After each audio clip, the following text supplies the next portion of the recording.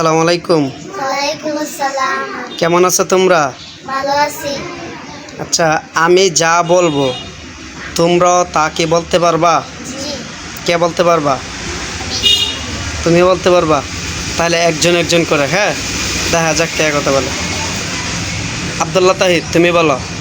1 এক, 2 দুই, 3 তিন, 4 চার, 5 পাঁচ, 6 ছয়, 7। সাত, এরপরে কি? আট, হয় নাই?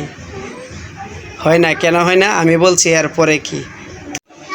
ইয়ামিন, তুমি বলতে পারবা আমি যা বলি তা? জি। বলো। আম, আম, জাম, জাম, কাঁঠাল। কাঁঠাল। তারপরে কি? তারপরে কি? মাশাআল্লাহ, তুমি পারছো।